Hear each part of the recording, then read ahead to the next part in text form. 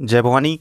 Exam junction तक study YouTube channel पे सभी का स्वागत है। बड़ी खबर में चर्चा होगी। आयोग की मंशा ही नहीं, अगर ये कहा जाए तो कोई अतिशयोक्ति नहीं होगी। ईएलटी ग्रेड विज्ञप्ति देने के नाम पे सिर्फ जो है एक ही बात है और बहाने बहुत सारे हैं। और विज्ञप्ति अगर देने की मंशा होती तो शायद विज्ञप्ति अब तक आ भी गई होती।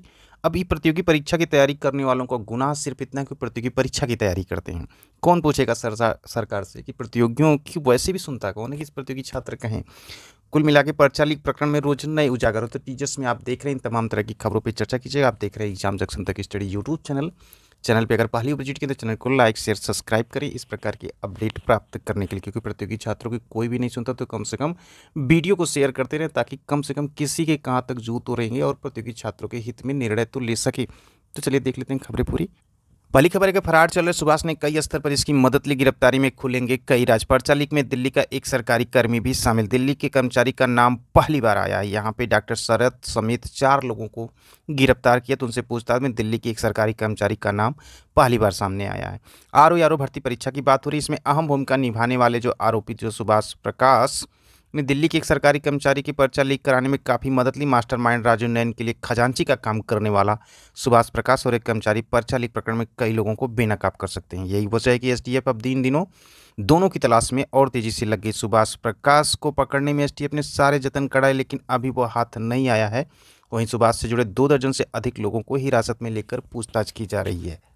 वहीं 2 कॉलेज जो हैं लखनऊ के, वहाँ भी पूछताछ हो रही है। डॉक्टर शरद की गिरफ्तारी के बाद खुलासा हुआ कि प्रयागराज स्थित बिशप जॉनसन गर्ल्स कॉलेज और लखनऊ के पास स्थित जो है जीडी मेमोरियल पब्लिक स्कूल के कर्मचारी प्रबंधक और प्रिंसिपल तक शामिल रहे हैं। एक निजी कर्मचारी तो बिशप जॉनसन कॉलेज में परीक्षा नियंत्रक भी बना दिया गया था। कुल मिला के जो है पेपर लीक प्रकरण का जो जिन्न है अभी तक ये खत्म नहीं और धरपकड़ अभी भी चल रही है। और ये कितने लंबे तार हैं ये काफ़ी समय लगेगा। अब इसको लेकर के जो है प्रतियोगी छात्रों का गुनाह क्या है, वो तो पेपर किए नहीं आउट। उनके लिए क्या था कि वो फार्म भरे, परीक्षा देने गए। आयोग को सुचिता ढंग से परीक्षा करानी चाहिए।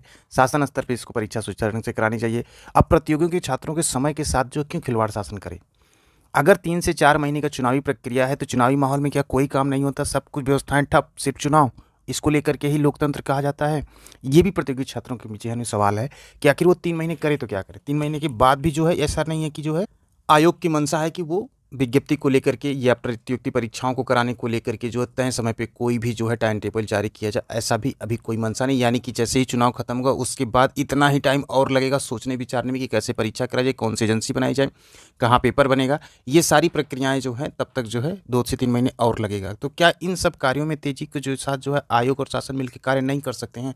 महज कुछ प्रतियोगी छात्रों को लेकर के कोई भी नियम ऐसे आज तक नहीं बने हैं कि 1 साल में भर्ती परीक्षा को कंप्लीट किया जाए। 4-4, 5-5 साल से प्रतियोगी छात्र महज जो है लास्ट स्टेज के परिणाम का इंतजार कर रहे हैं। यूपी ट्रिपल से लेकर के 1.5 साल से 2 साल 2.5 साल फार्म पड़े हो गए। नए शिक्षा सेवा चयन आयोग से लेकर के उसकी अभी कोई रणनीति नहीं है कि परीक्षा कुछ ही महीनों में हो जाएगी। अभी उसका भी कोई भी ग्राफ नहीं बना है, कोई खाका नहीं तैयार है। उसकी भी प्रक्रिया जब चुनाव खत्म हो जाएगा उसके बाद जो है अलग जाएगी। उसके बाद धीरे धीरे प्रोसेस में होगा।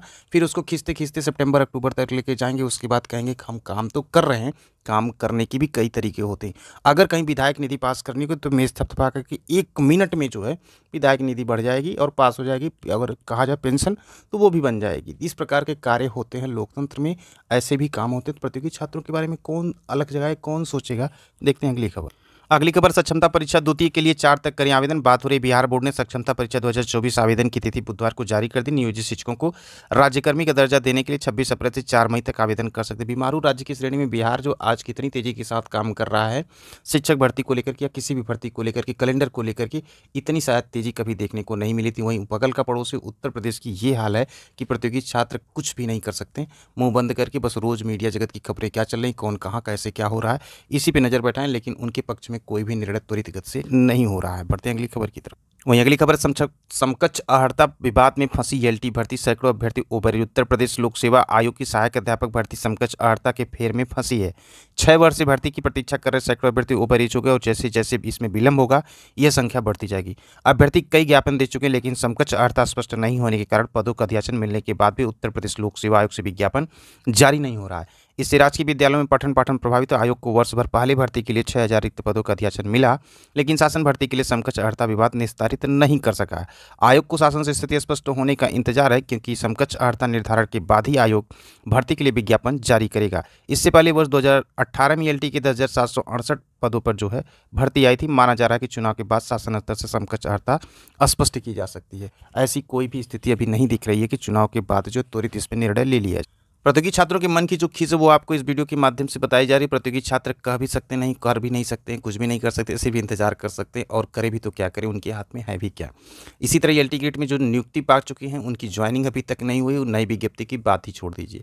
नई विज्ञप्ति को लेकर के 2018 के बाद अभी तक महज 6,000 7,000 जो भी विज्ञप्ति यानी उसको लेकर के आयोग के पास यदि कोई प्रतियोगी छात्र जाता है, महज एक शब्द कहना है। यदि आरटीआई मांगता है तो उसमें भी एक शब्द कहना है कि शासन से मंजूरी मिलते ही तुरंत जो है जारी कर दी जाएगी विज्ञप्ति। और शासन की मंजूरी 1 साल से 1.5 साल नहीं मिली, और जब ये मंजूरी मिलेगी तो आपको देखने को मिलेगा महज एक लाइन के लिए जो है 1 साल का इंतजार, यानी कि 4 साल का इंतजार करना पड़ा।